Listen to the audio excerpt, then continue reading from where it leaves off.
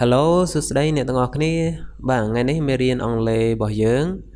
គឺតាក់ទងទៅនឹងការងារហើយនឹងកន្លែងធ្វើការបាទអញ្ចឹងទាំងអស់គ្នាដែលធ្លាប់ស្ដាប់ channel របស់ខ្ញុំប្រហែលជាបានជ្រាបខ្លះហើយថា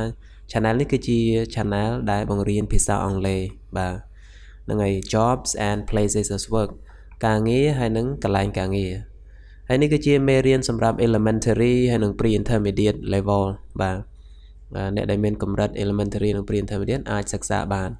ឬក៏អ្នកដែលមានកម្រិតខ្ពស់ជាងនឹងក៏អាចមើលបានដែរដើម្បីជាការរំលឹកបាទអូខេអញ្ចឹងខ្ញុំមានជាសំណួរវាដូចជាការសន្ទនាខ្លីមួយដែរដែលសួរអំពីតើអ្នកធ្វើការអីតើអ្នកធ្វើការនៅឯណាអញ្ចឹងបាទហើយយើងនឹងរៀនពាក្យដែលយើងប្រើប្រាស់នៅក្នុងប្រយោគនីមួយៗអូខេWhat do you do? What do you do ហ្នឹងគឺវាស្មើនឹង what's your job ដែរណាបងប្អូនគ្នាអញ្ចឹងwhat do you do យើងប្រើរៀងគួរសមជាង what's your job បើយើងប្រើ what's your job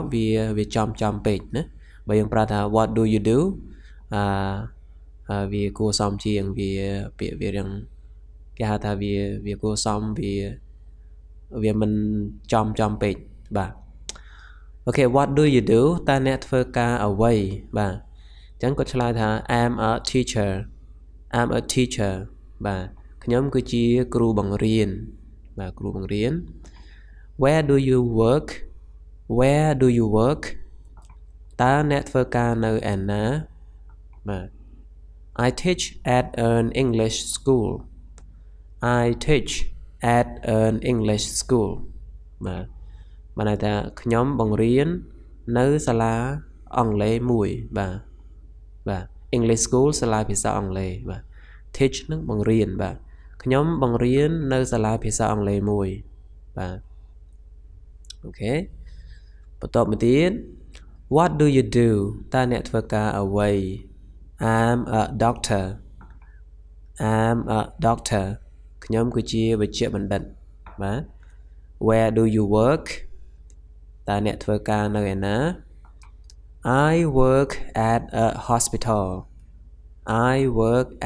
hospital ខ្ញុំធ្វើការនៅមន្ទីរពេទ្យមួយបាទអញ្ចឹងវិជ្ជាបណ្ឌិតគាត់ធ្វើការនៅក្នុងមន្ទីរពេទ្យបាទ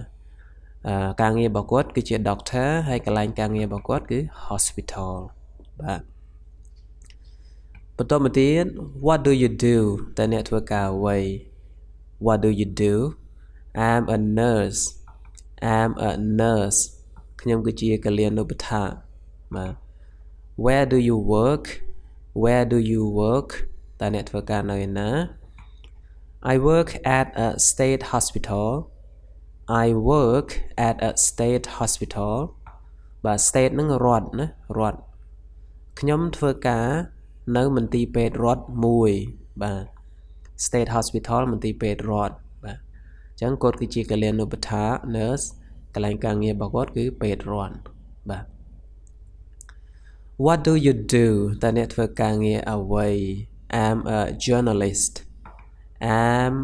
journalist ខ្ញុំគឺជាអ្នកកាសែតបាទ journalist អ្នកកាសែតបាទអ្នកសារព័ត៌មានអ្នកយកព័ត៌មាន Where do you work តើអ្នកធ្វើការនៅឯណា I work in the office and outside in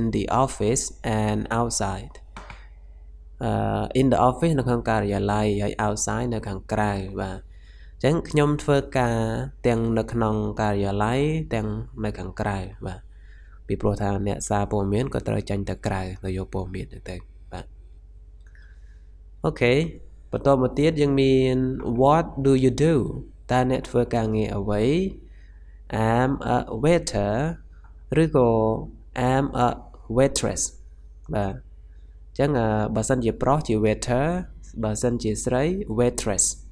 បាទយើងប្រើថាអ្នករត់តុឬក៏អ្នកបម្រើតុនៅតាមភោជនីយដ្ឋានបាទអូខេ Where do you work តើអ្នកធ្វើការនៅឯណា I work in a restaurant អូខេខ្ញុំធ្វើការនៅភោជនីយដ្ឋានមួយបាទមុខតំណែងរបស់គាត់ការងាររបស់គាត់ជា waiter ឬក៏ waitress កន្លែងការងារគឺ restaurant What do you do What do you do តើអ្នកធ្វើការងារអ្វីបាទ I'm a shop assistant I'm a shop assistant បាទ shop នឹងហាង assistant ជំនួយការបាទអញ្ចឹងយើងប្រែថាជំនួយការហាងបាទខ្ញុំគឺជាជំនួយការហាងបាទជំនួយការហាងគឺជាអ្នកលក់នឹងឯងពេលភ្ញៀវទៅដើរសួរភ្ញៀវត្រូវការអីអញ្ចឹងណាជួយរើសរបស់ភ្ញៀវអញ្ចឹងទៅ Where do you work តើអ្នកធ្វើការនៅឯណា I work in a shop បាទ I work in a shop បាទខ្ញុំធ្វើការនៅក្នុងហាងមួយបាទអូខេចឹងការងារបន្ទាប់គឺ receptionist អូខេ What do you do តើអ្នកធ្វើការអ្វី I'm a receptionist I'm a receptionist receptionist ប្រែថាអ្នកទទួលភ្ញៀវបាទអ្នកទទួលភ្ញៀវនៅក្នុងផ្ទះសំណាក់ឬក៏សន្តាគារអញ្ចឹងទៅបាទអូខេ Where do you work តើអ្នកធ្វើការនៅឯណា I work in a hotel I work in a hotel បាទខ្ញុំធ្វើការនៅក្នុងសន្តាគារមួយបាទអញ្ចឹងមុខតំណែងរបស់គាត់គឺ receptionist កន្លែងការងារគឺ in a hotel បាទបន្ទាប់មកទៀត What do you do តើអ្នកធ្វើការងារអ្វី I'm a policeman នឹងជាប្រុសបើសិនជាស្រី police woman បាទ I'm a policeman ឬក៏ I'm a police woman ថាខ្ញុំគឺជាប៉ូលីសបាទ policeman ប៉ូលីសប្រុស police woman ប៉ូលីសស្រីបាទហើយ Where do you work តើអ្នកធ្វើការនៅណា I work in the street I work in the street ខ្ញុំធ្វើការនៅតាមផ្លូវបាទអញ្ចឹងប៉ូលីសគាត់ធ្វើការនៅតាមដងផ្លូវអញ្ចឹងទៅប៉ូលីសចរាចរណ៍ប៉ូលីសសម្ដាប់ធ្នាប់អញ្ចឹងទៅបាទអញ្ចឹងមុខតំណែងការងារជាប៉ូលីសហើយកន្លែងការងាររបស់គាត់គឺនៅតាមផ្លូវហើយគាត់ក៏មានពេលនៅ office ដែរបាទអូខេបន្តមកទៀត What do you do តើអ្នកធ្វើការងារអ្វី I'm a factory worker factory worker បាទ factory ហ្នឹងគឺរោងចក្រហើយពេល worker កម្មករបាទ factory worker កម្មកររោងចក្របាទ I'm a factory worker ខ្ញុំគឺជាកម្មកររោងចក្រ Where do you work តើអ្នកធ្វើការនៅឯណា I work in a factory ខ្ញុំធ្វើការនៅក្នុងរោងចក្របើសិនជារោងចក្រស្បែកជើងយើងដាក់ពាក្យ shoe មុខនេះមក I work in a shoe factory តែខ្ញុំធ្វើការក្នុងរោងចក្រស្បែកជើងអញ្ចឹងទៅI work in a car factory ខ្ញុំធ្វើការនៅក្នុងរោងចក្រឡានអញ្ចឹងទៅឬក៏ I work in a food factory ធ្វើការក្នុងរោងចក្រផលិតម្ហូបអាហារអញ្ចឹងទៅបាទហើយបន្តមកទៀតគឺ What do you do តើអ្នកធ្វើការងារអ្វី I'm a taxi driver បាទ I'm a taxi driver taxi ហ្នឹងគឺ taxi ណាបាទហើយ driver គឺអ្នកបើកបរបាទខ្ញុំគឺជាអ្នកបើកបរ taxi អូខេ Where do you work តើអ្នកធ្វើការនៅណា I drive my car in the street I drive my car in the street